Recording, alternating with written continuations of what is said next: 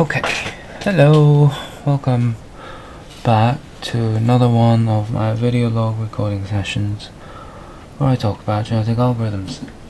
The date is 2025, June 8th.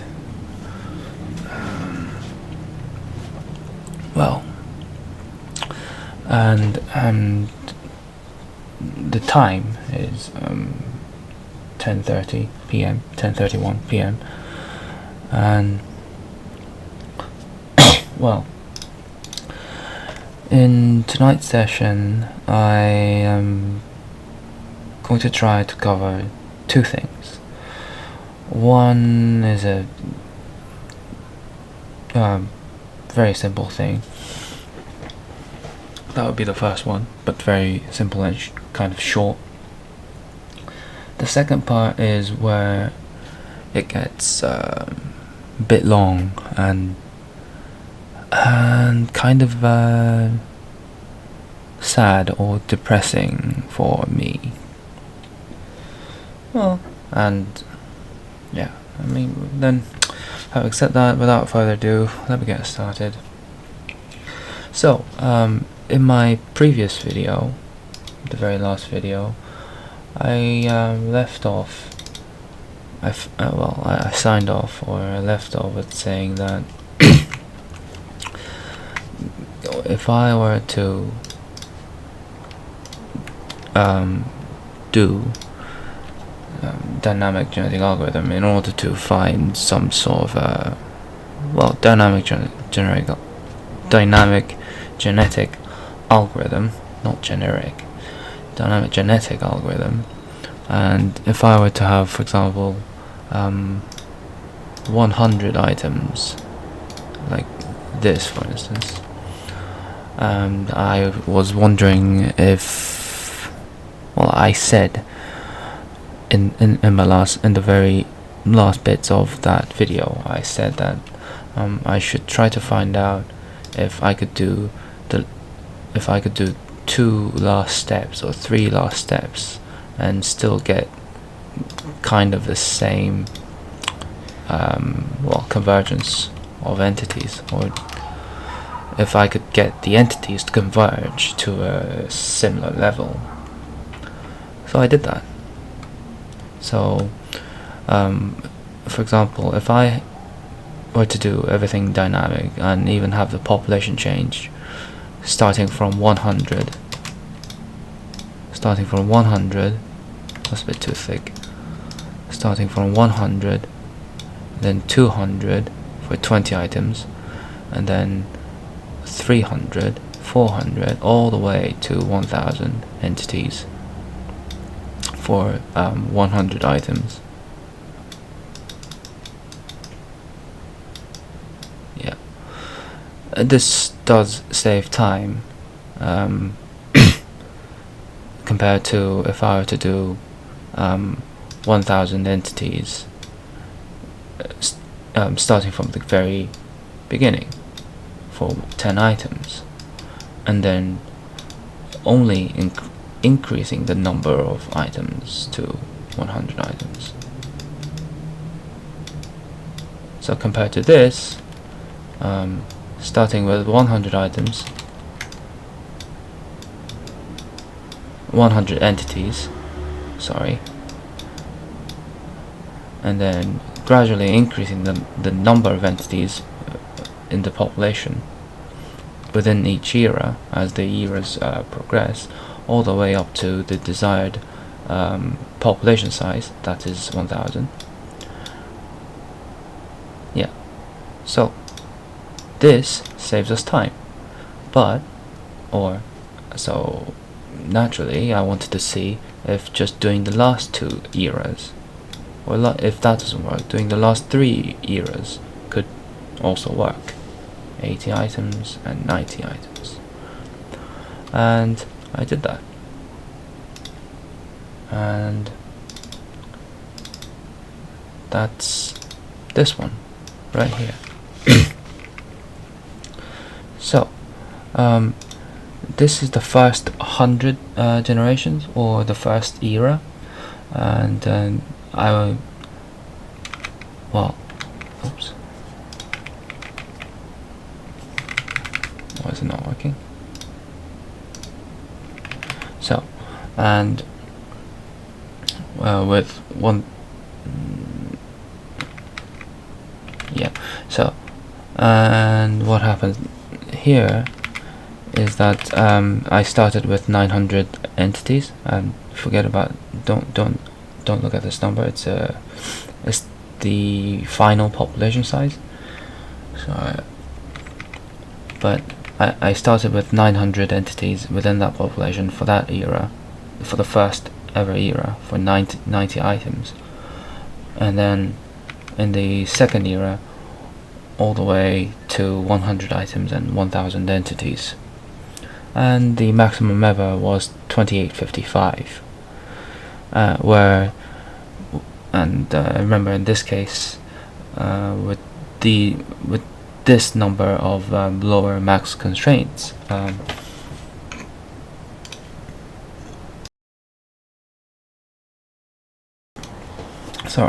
lower max constraints, the true ceiling is 2865. So we're only 10 off from the true ceiling, and given that, well, given that we only had 200 generations or 2 eras here, 2 eras here, it seems to have worked pretty fine. So give it maybe 50 more generations, and it would have converged to 2865. We would have had the true ceiling.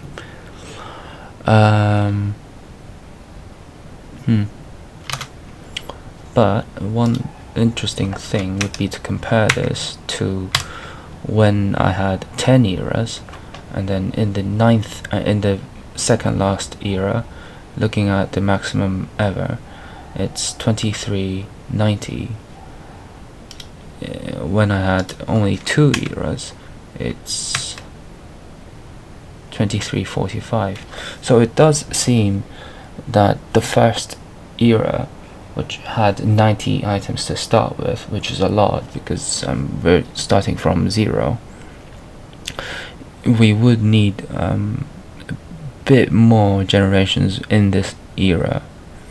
But then again, in the next era, the next 100 generations, it does seem to make up for it, as there's now a new maximum constraint threshold, and the entities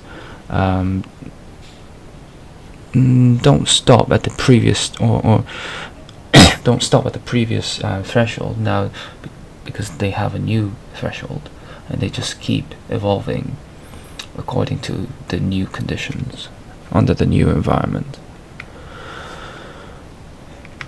Yeah, so it does seem to work, and then the most one of the most important things is the comparison of time, comparing time that it took to finish these evolutions, and doing 10 eras took 38 seconds approximately, whereas doing 2 eras only took 17 seconds. So in some cases, if we only wanted to know about the last, or the very last, a few of the very last phases or states, we could just start from the second last or the third last era, and then we would still get very similar results. So I think it's not the only way to do it, it's not the only right way to do it, it's one of the ways that we can leverage to our advantage in the future. not starting from the bottom, but not starting from the very bottom here, but starting somewhere in the middle, and then going from there. I mean, which does kind of make sense, because yeah, it does kind of make sense, I guess, because here I'm starting with 10 items. I didn't start from 1 item, I started from 10. So in a way, there was already a leap, and from 10 to 20 there's another leap. So the point is, it's the number of items are kind of discrete. They're not continuous. It's just a matter of where I started from. So here the starting point was 90 items, and then the next step was 100 items. Similarly, for population size it was 900, and then it was 1000. So all these numbers are discrete. Well, then it should kind of make sense that they would yield similar results. Of course, the sizes of intervals between these discrete parameters, hyperparameters rather, the sizes of these intervals, all of these hyperparameters should matter, but well, so far this much of a difference doesn't seem to make a huge difference. So I guess in the future, if I wanted to simplify, or if I wanted to cut some corners, literally cut some corner, cutting 2 corners here, I could just do this.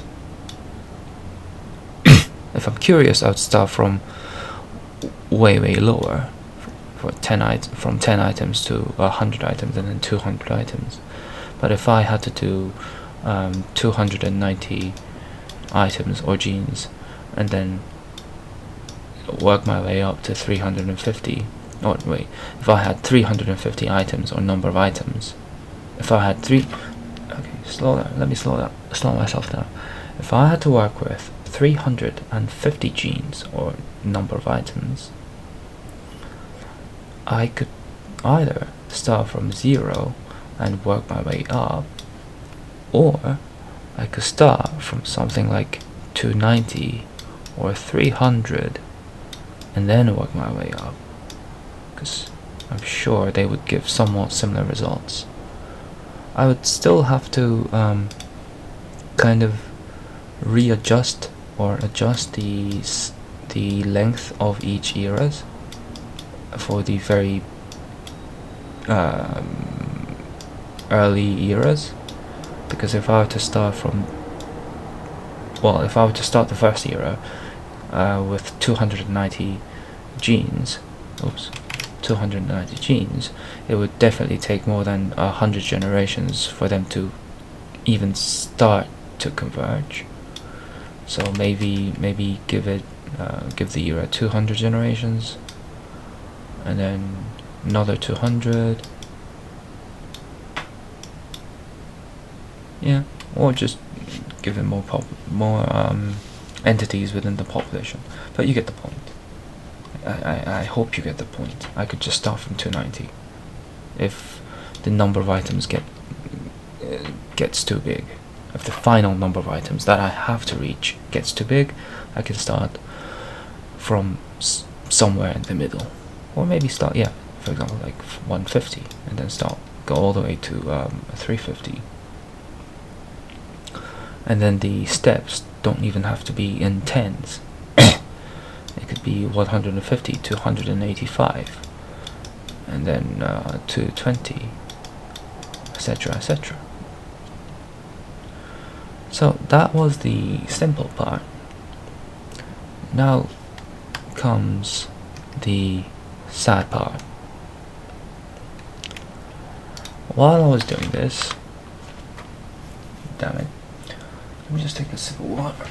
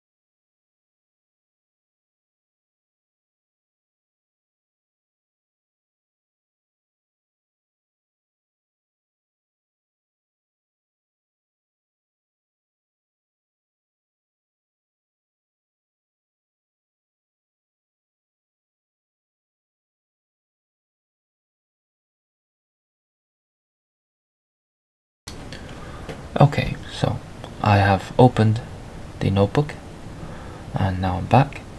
So here comes the sad part. While I was doing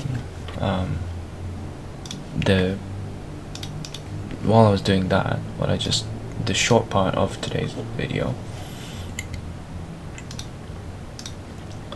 I noticed something disturbing. That is, well, not disturbing, it's purely my mistake. I overlooked it, I guess. Let me just see.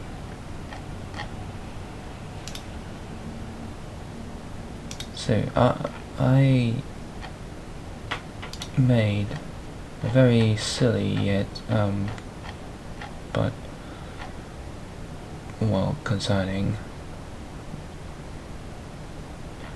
very irritating, annoying mistake.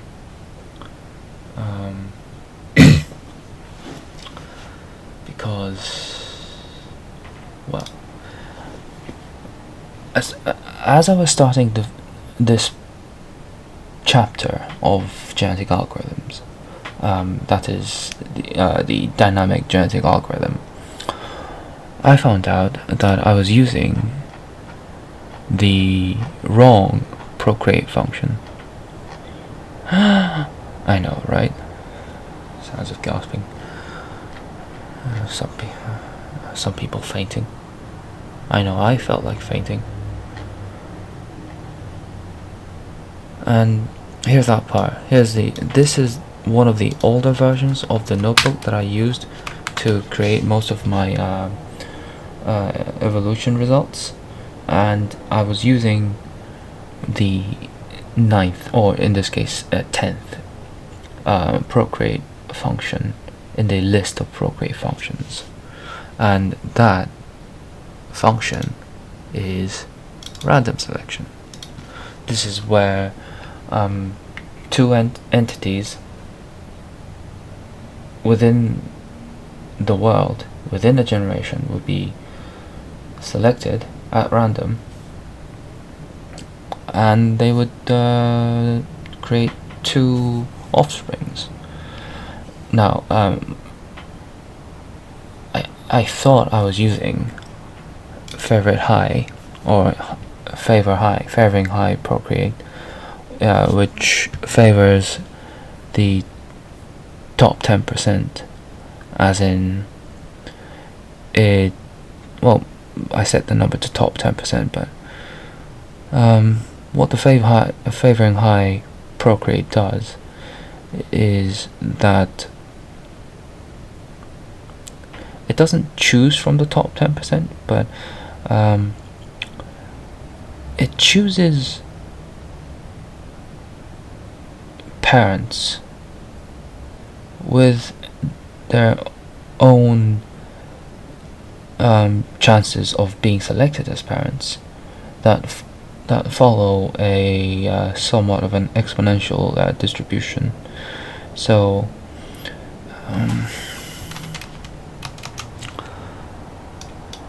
so when I was selecting the when I was calculating and selecting, or in general doing the learn rate and the learn candidate method, and for the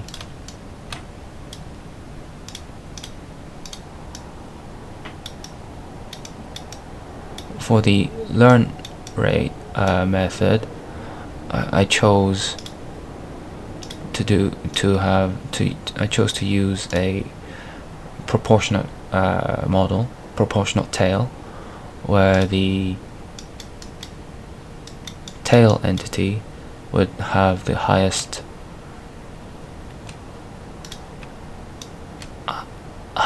learn rate, probably 1 or very close to 1, and for the candidate method, I chose to use the exponential tail, where the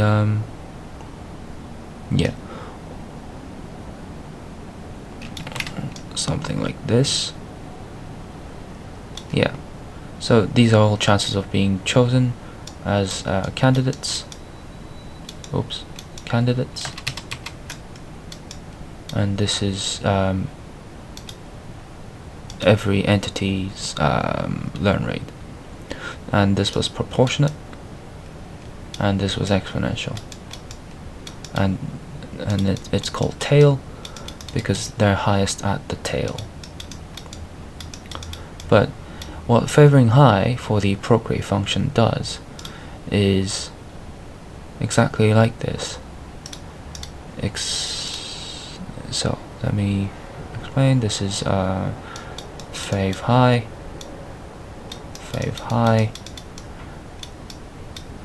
Well, it's very similar to this one right here, because the probability of each, or the probabilities of all entities of that world within a generation, within one generation, would look something like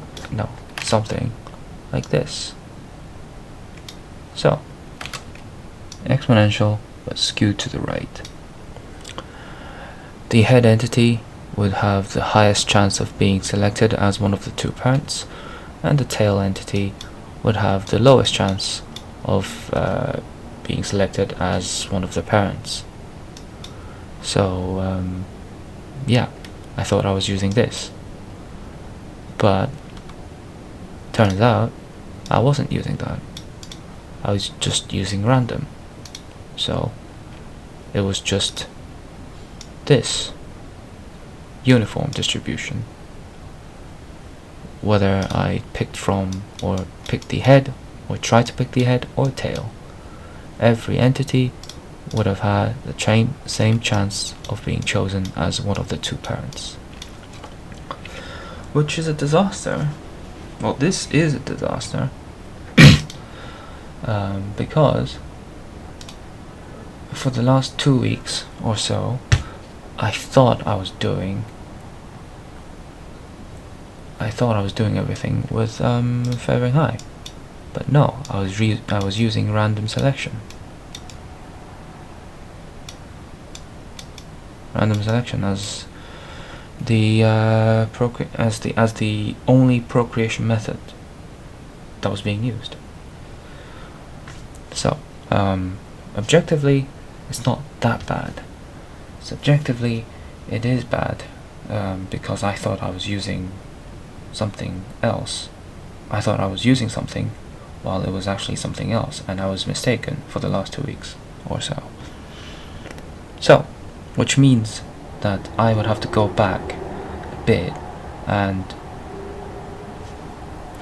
try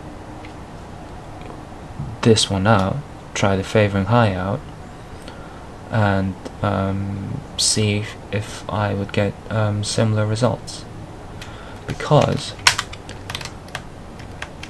and that's important, because while not knowing that I was using random selection, I thought it was weird that everything wasn't kind of converging to the level I imagined, especially starting at 50 items, or the 5th era, 50 items. So to handle this, I remember having implemented some measures, such as individual, that's too small, such as individual mutation rates, and this worked until I had to do more than 50 items, and so this worked until 50 items, But after 30 items past that point, entities were not converging as much as I hoped. So I lowered the base mutation rate. Well, and to be honest, it wasn't even called the base mutation rate. It was just, there was only one mutation rate, and in order to well, first adopt the concept of individual mutation rate, and also secondly well, lower it and do some other additional experiments with it, I renamed what used to be called the mutation rate to base mutation rate. Yeah. So two more things that I did when I started doing more and more of dynamic genetic algorithm. Because the learn method and the learn candidate selection method they were implemented while doing in the very previous chapter, right? Tracking individual entities and trying to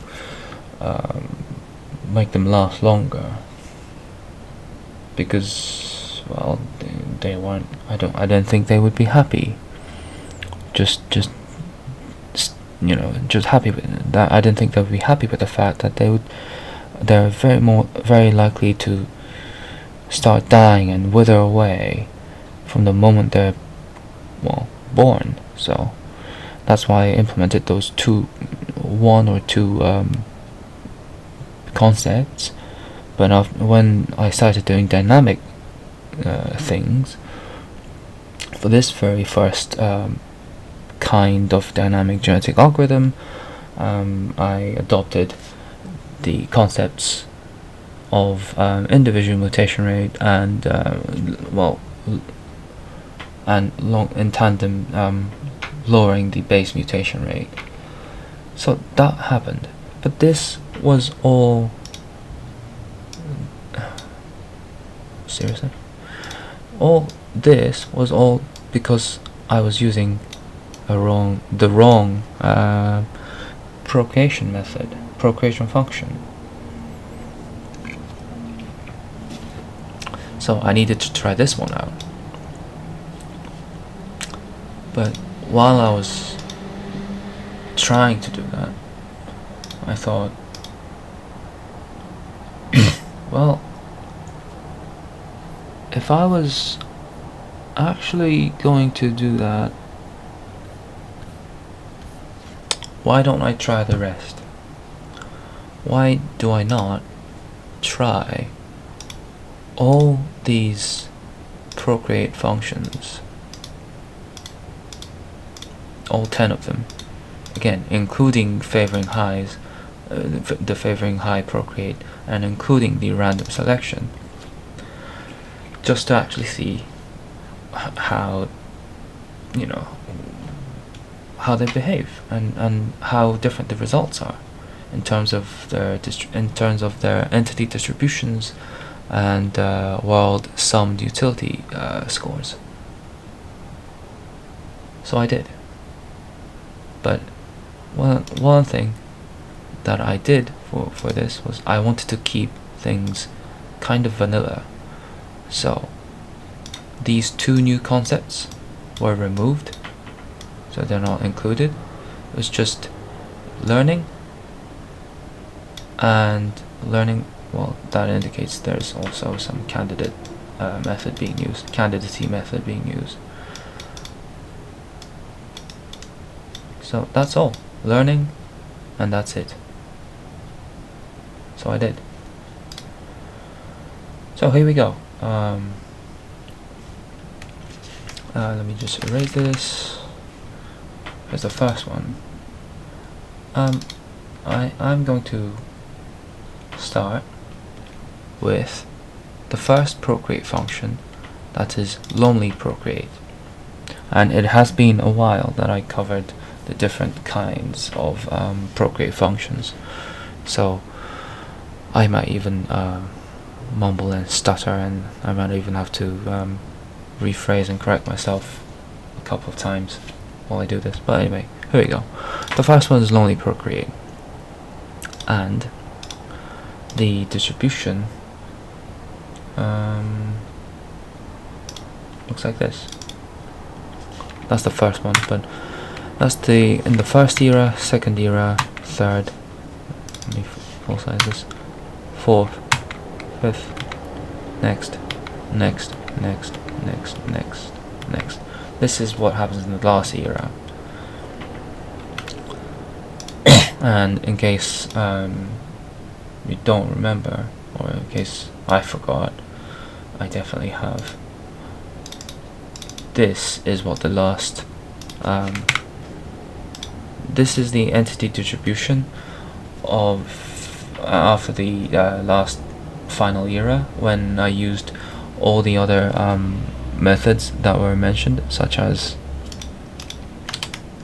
the lower base mutation rate being used in calculating the individual mutation rate. So these two things that I just crossed out here. So on the right is that case, on the left is just the lonely Procreate function being used and nothing else. Well, also there's the learn method, but you get the point. So on the right is with the new, on the left is with the old. And you can clearly see the difference in the shape of the distribution. On the right, entities have converged more. On the left, not so much, but a bit more normal shaped. But then again, in this case, because the Procreate function being used is lonely Procreate, only the head entity is getting the chance to procreate, but not even that, because it is named lonely Procreate, it may sound like it's procreating, but it's not. It's actually just self-replicating. So I don't think it's a happy way of looking at things or doing things. It's not fair, it's not fun. So this has something to do with my personal values, but you may say, but I don't think this is a fun way of doing things. I don't even think this guarantees any degree of diversity. But then again, you would like to see how it performed.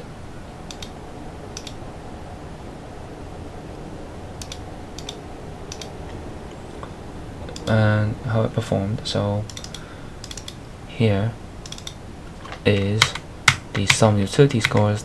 You'll see that entities do converge, but only because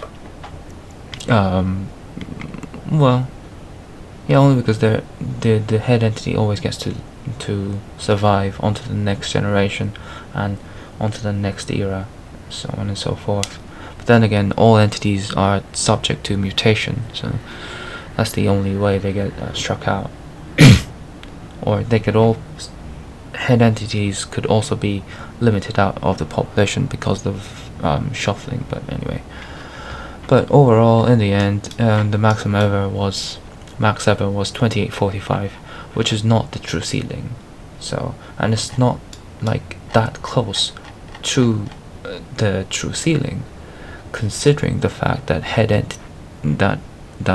the head entity of each generation got to live, or was more likely to live, survive into and carry on into the next generation.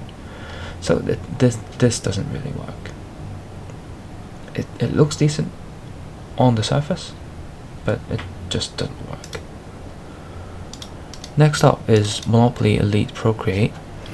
Now, Monopoly Elite Procreate is where one of the two parents is always the head entity, and the other parent is chosen from the top 10%.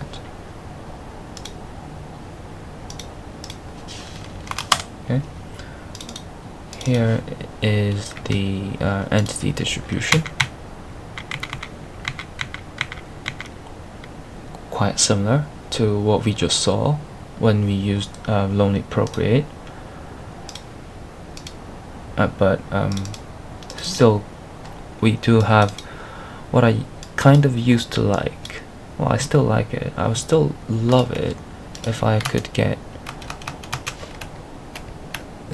something like that, as in a very nice normal looking shape distribution.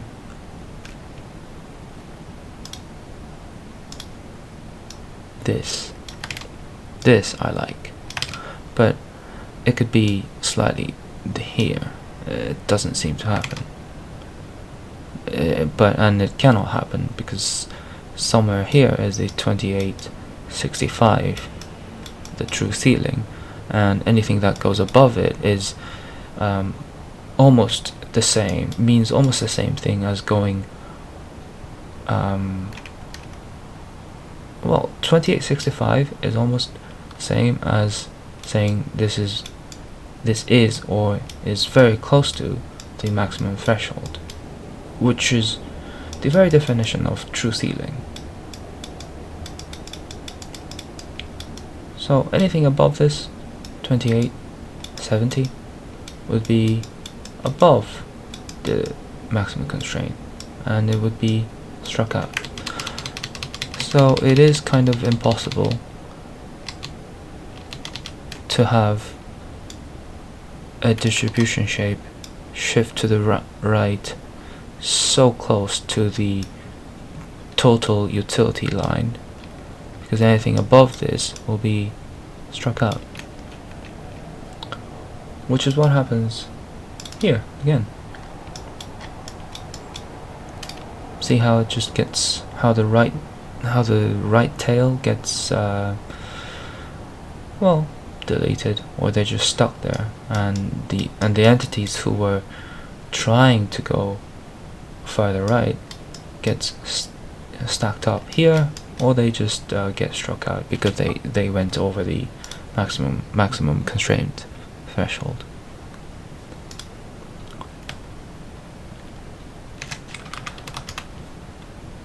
And let's have a look at the summed utility scores. 365, 710, 945, 1130. See, this one should have been 1540, but that's 1535 is okay. 1719, 2165, 2385, 2830. So, with the maximum ever is 2830, and it's 35 away from the true ceiling. So this also did not work. Well, okay. So Monopoly Elite Procreate didn't work. Let's check out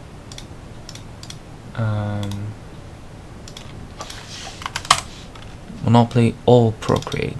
Now, Monopoly All Procreate is where one of the parents is chosen is the head entity, and yeah, and the other parent is chosen at random from the rest of the population within that generation. And here are the distributions.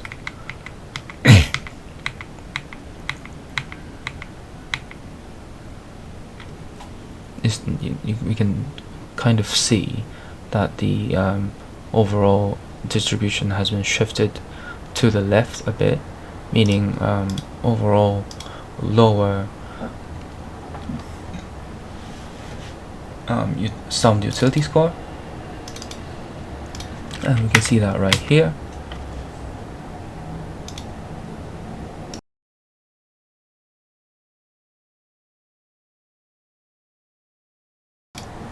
We can see that right here.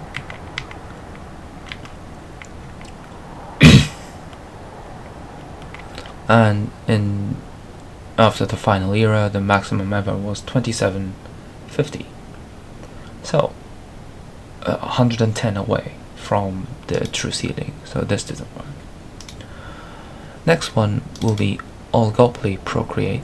Now oligopoly procreate is where the two parents for procreation are chosen from the top 10%. Am I right?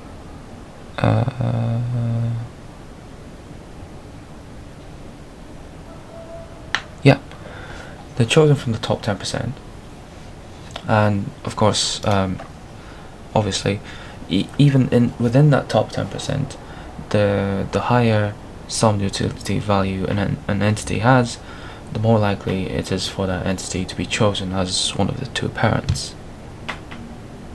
So it's discrimination within discrimination, or selection within selection, or amongst selection, selection of selections. That's how this works. And usually oligopoly used to be, from my previous research and videos, oligopoly procreate usually had the best results, even better than lonely procreate or monopoly elite procreate, and even better than favoring high procreate. But yeah, so let's go see that. Where is it?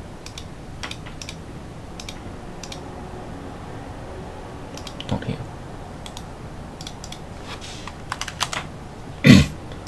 Entities, entity distribution, first, second, third, era 4, era 6, 7, 8, 9, 10. So we do have a nicer entity distribution shape. Yeah. And the top in this, after the final era had ended, the head entity or the top was 2830. But let's go see how this did in terms of some of the utility scores.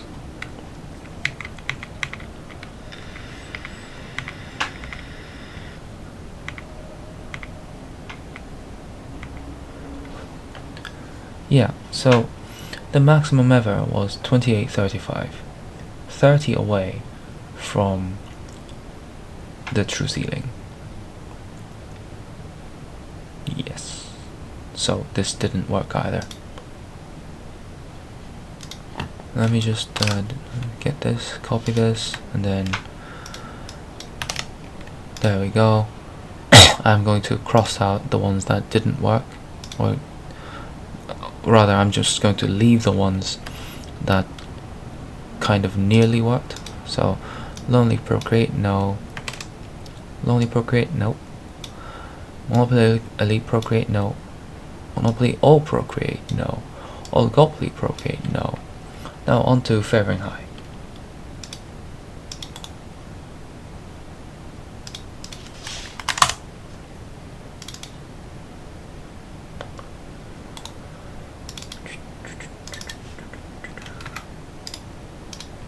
Here's the final entity distribution.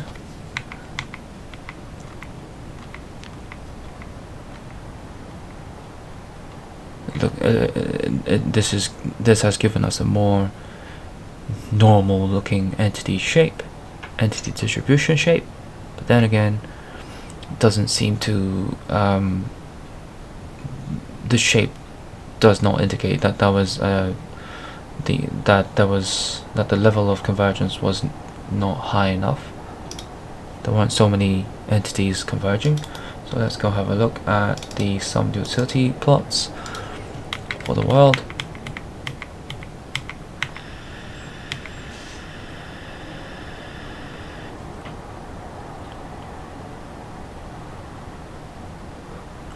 So no, we are 50 away from the true ceiling, so favoring high did not work. Now proportional procreate. Just to be clear, proportional procreate is where the chances of entities being chosen as parents is proportional to well, to their rank rather.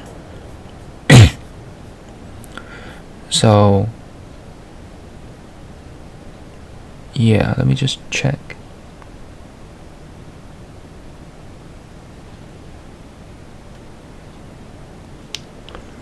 Well, no, it is proportional, but not proportional to their ranks, but proportional to their summed utility scores.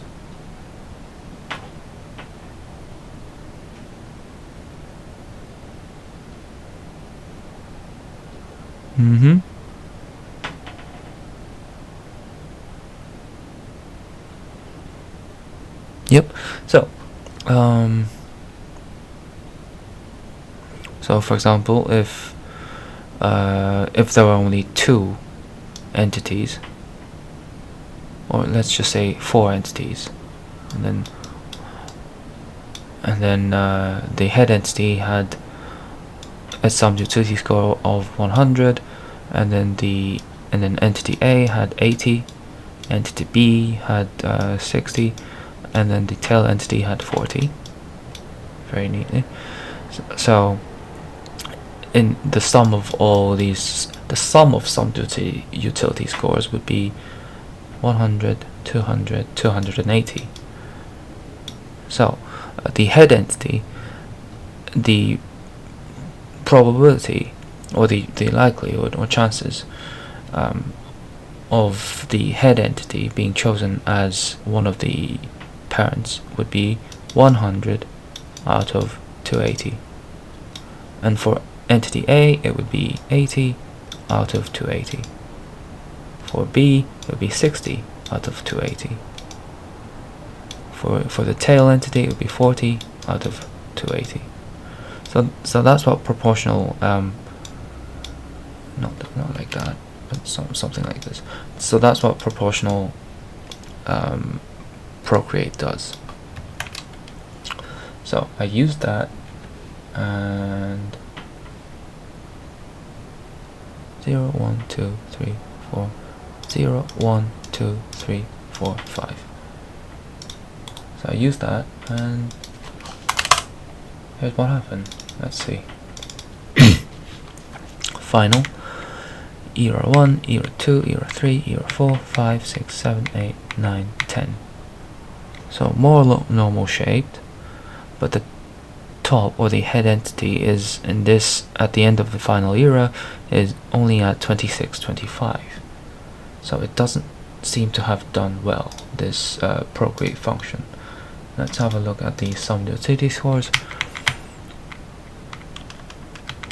See it even after 50 items, after era 5, after the 5th era, the true ceiling for this has not even been achieved, which was 1540, because the maximum ever after 500 generations was 1515.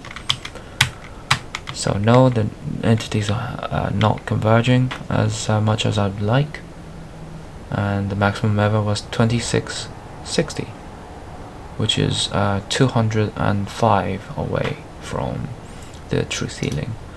So no, this one doesn't work. And less favoring high is a version of favoring high, but it favors the high ranking entities a bit less, slightly less. So that's what it means. So, and here's what happened.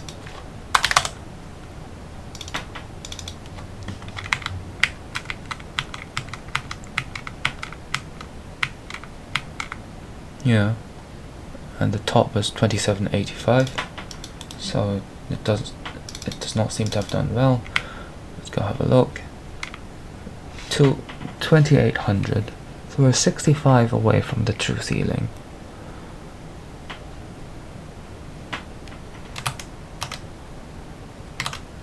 Yeah, and plus the surfaces of these steps are really rough. They're not smooth. They were smooth here until 1, 2, 3, 4. But from the 5th era and on, okay, 5th era was okay. From the 6th era and onwards, they were all rough. They're all being somewhat like worn down by strong wind and water or rain or whatever. They look like that. So no, this one did not work. Now here's the tricky part. For these two functions, well, as far as these two Procreate functions are concerned, these two, as in opposites attract Procreate, or opposites Procreate, and birds of feather Procreate. This one's where entities that are not similar, that are very, very dissimilar, like the opposites, tend to procreate together. This is what the exact opposite of opposite, as in entities that are almost the same or similar, same or almost the same or similar, and so on, get together and procreate.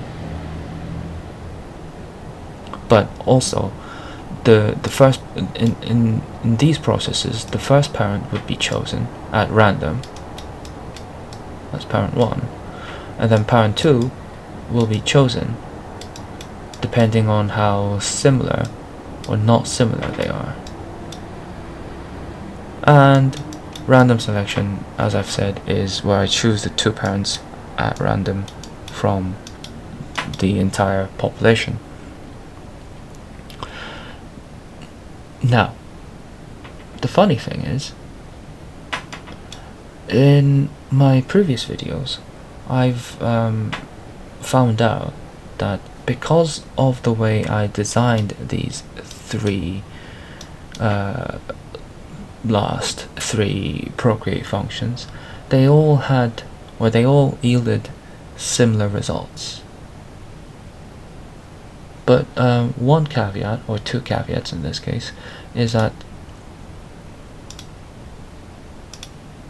this one and this one take a lot longer to compute, because for every entity, or for every procreation loop, or is it a loop? For every procreation, I needed to calculate the similarity or dissimilarity for that parent number 1 that was chosen, and then choose from there.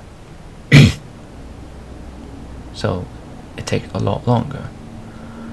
And whereas random selection procreate does not take that long, because I'm just choosing 2 and then procreate. I'm just choosing 2 for them to go off and procreate and give off two offsprings. But because the fact that I've chosen the first parent 1, at random for both of these Procreate functions, and also in a way I've chosen not just 1 but 2 parents at random. So for 3 Procreate functions, I would have chosen, if I had used one of them each of them once.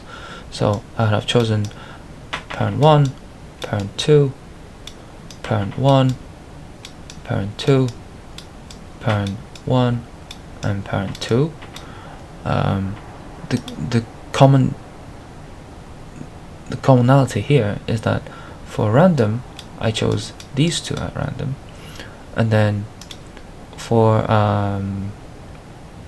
birds of feather I chose this one at random. For opposites attract, I chose this one at random. So I'm still choosing parent 1 at random, and then depending on which entity I chose, this parent 2 will be a very similar one or a very dissimilar one. And in random, it's just going to be another random parent, regardless of what the what parent number 1 is, or who it is. So because of this, because of all the randomness involved, these 3 Procreate functions gave very similar results. Yeah, I knew that. I said that in one of my videos in the past, but when I was trying to run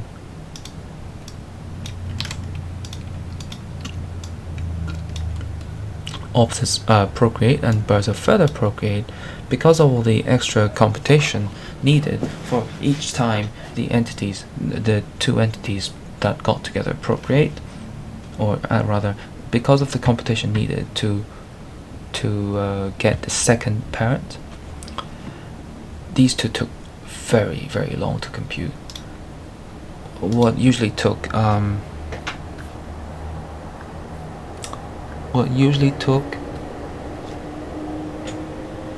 that's not right. Oh, where is it?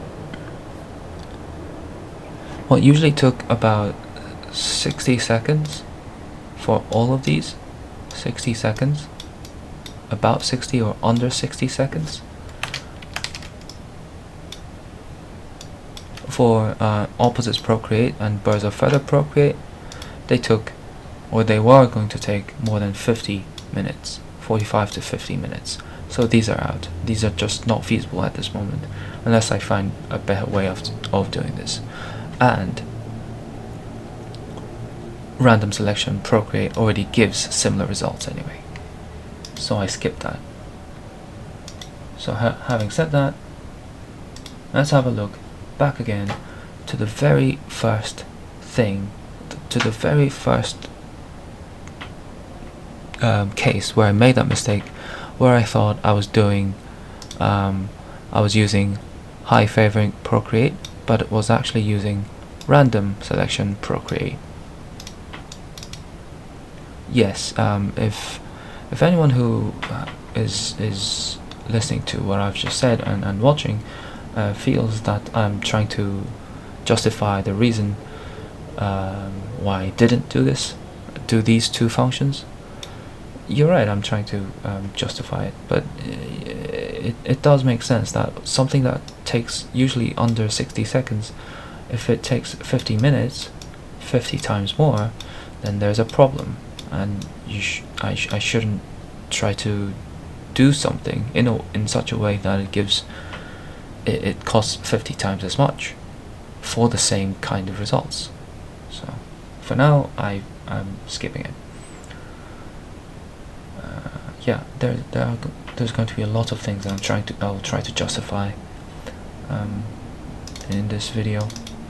So this is random selection, the purest. Well, not that pure, but still.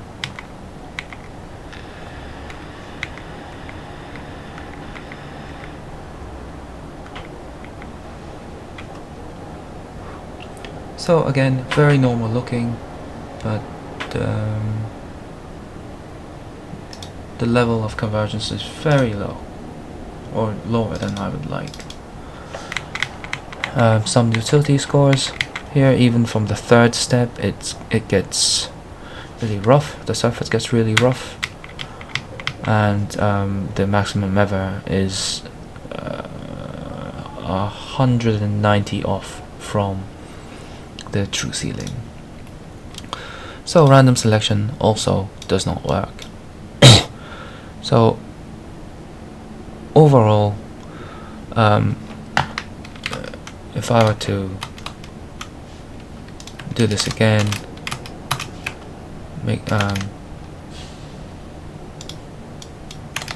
go through this again. First thing first, these 2 get disqualified because they take too much time. Lonely Procreate didn't work. Actually, I'll just stick to this. Lonely Procreate did not work. Monopoly Elite Procreate did not work. Monopoly All Procreate did not work. I would say it worked with the true ceiling being at 2865. If it was anywhere between 2855 to 28, anything above 28, anything above 2850 or 5055, I would have said that, you know, I would have said that it works. Turns out, even lonely Procreate didn't work. All these first three didn't work. Oligopoly Procreate did not work. Favoring high Procreate did not work.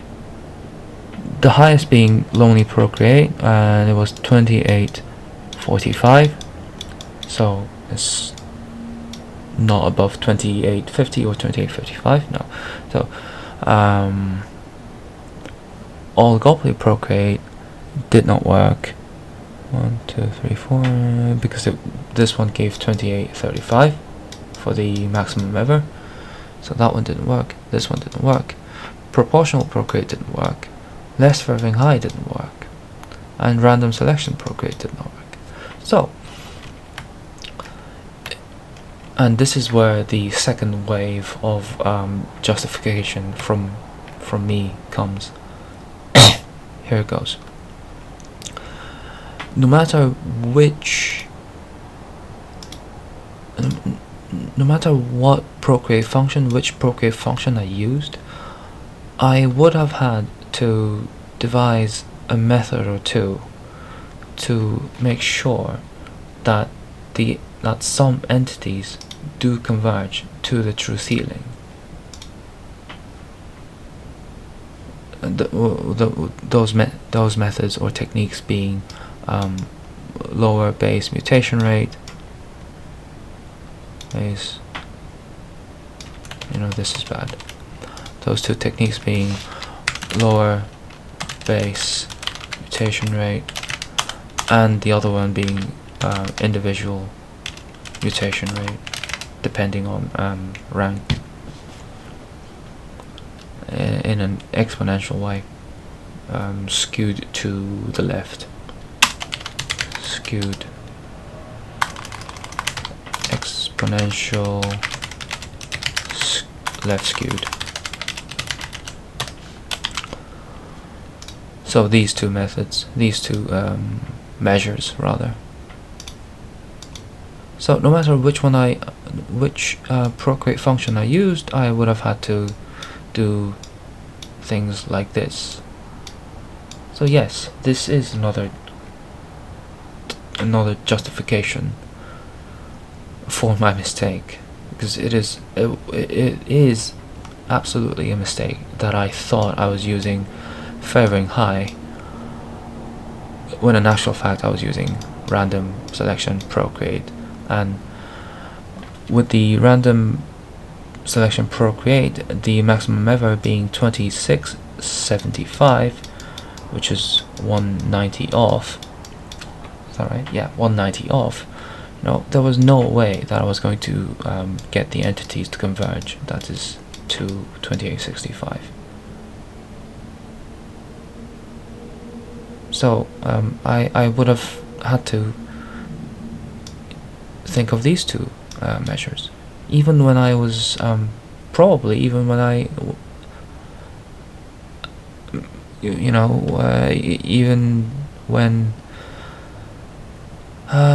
even if I was using lonely Procreate. Actually, that's the right way to say it. I mean, then I would have only had to have done something slightly less than these two combined in terms of effects, but still the point still stands. So it is, I'm trying to justify myself. I'm not trying to cover up my mistake, because I'm already talking about my mistake. I'm trying to justify the actions that I had done, or the things that I have been doing for the last 2 weeks, even after realizing that there was a mistake in the first place. But yeah, so the need for these two measures.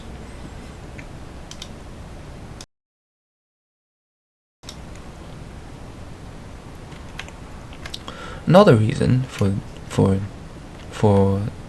the another reason for the need for these two measures would be that if I were using Lonely Procreate or Monopoly Elite or Monopoly All or Oligopoly, maybe even Favoring High, I'm still limiting the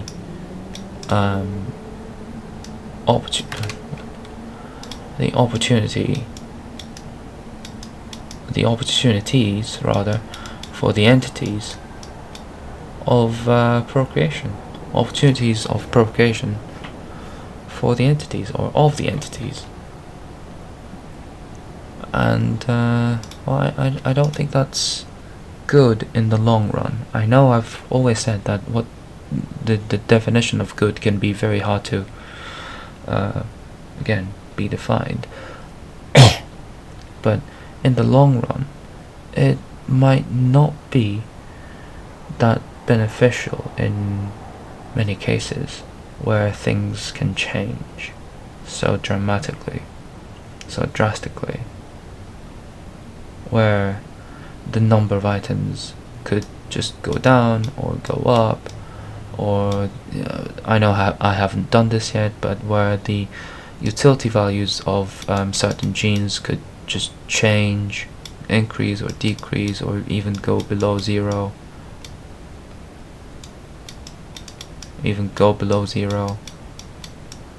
or they might just increase or decrease or change in relation to something else. Same thing for the constraint values.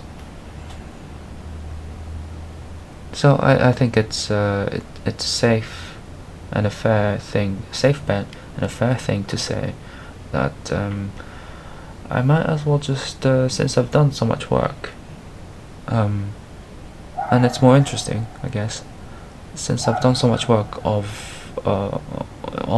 dynamic genetic, on this chapter, the dynamic part, the dynamic genetic algorithm part chapter, while using random selection Procreate, and then which led me to use these two new measures. I'll just maybe stick with random select Procreate moving forward, because one thing that I noticed was that if I don't use these methods, so many entities get struck out, and therefore so many entities have to be procreated, and in the end that takes up a lot of the storage space on my laptop. So it does seem to have quite a lot of benefits.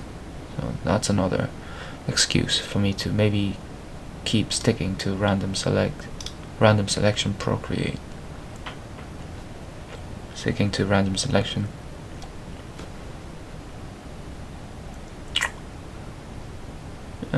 And it just sounds and personally it just sounds quite fair or poetic or beautiful that even entities who are unlucky enough to be near the tail entity or to be on the lower end of the sum utility scores rank, that they also get to procreate, maybe sometimes from one of the higher entities with higher sum utility scores. Yeah. And which also gives more space for every entity to when it comes to learning. And without, if I hadn't used random, well actually no, and with the new methods or measures, the entities at the top or near the top can now afford to not change, or can now stay almost the way they are.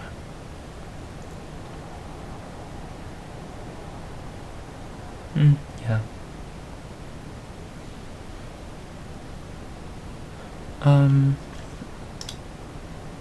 Oh yeah.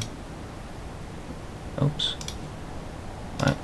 Because if I were to use favoring high,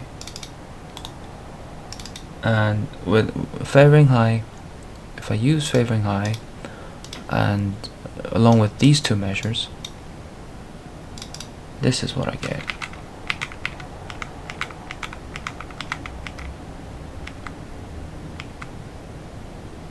Is this right? Yeah. This is what I get. It's a huge stack of entities at 2860. And at the end of each era, entities do converge, but really too many, actually. Of course, the ratio, the proportion of entities in relation to the population size of that time does seem to decrease as the eras progress. But yeah, look at that. Compare that to this. See, 243 entities with a sum utility score of 2860. So we can say that there was convergence here, but 243. Whereas in this case there were 31 entities with the sum utility value of 2855. And the top value with the head entity with the true ceiling score, and the highest was 31. It's right here.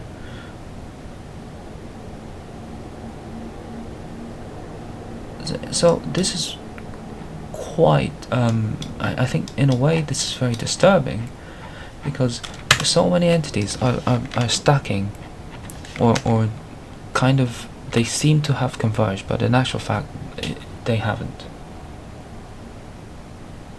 Where is it? They haven't. Because even when all this stacking up at the very boundary or the very border towards the very end, it never reached the true ceiling. Never. In the last era, in that 100 generations, while all these entities were stacking up at the point at the 2860, was it 60? At the 2860 mark, because so many had stacked up at the 2390 mark in the previous era. None of these 243 entities had actually become, or had actually gone through and had actually made that breakthrough and reached that 2865 mark. Whereas here, even for the mode is pretty high at 2855, and the true ceiling is somewhere here, right? But we still have some entities at the true ceiling. So I think it's fair to say that if I use all the new measures, namely lower base mutation rate and individual mutation rate, with favoring high procreate, this happens. But it doesn't really make that breakthrough, and everything becomes stale. Whereas if I use random selection procreate, the entity distribution is still somewhat skewed, but look, I still have the true ceiling. This won't always happen, but it'll be a lot better than having 200 and something entities all stuck at what the entities think it's a true ceiling. It's not.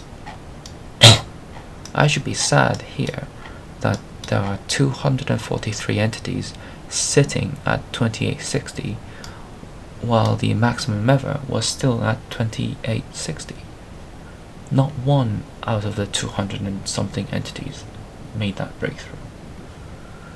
So yeah, in conclusion, I think it's okay to keep using random selection Procreate. I'll keep doing that because, well, I think it's fair. I think I've given enough of a reason. So that's it for today. Thanks for watching. 77 long minutes. Okay. Thanks for watching. See you soon. Bye.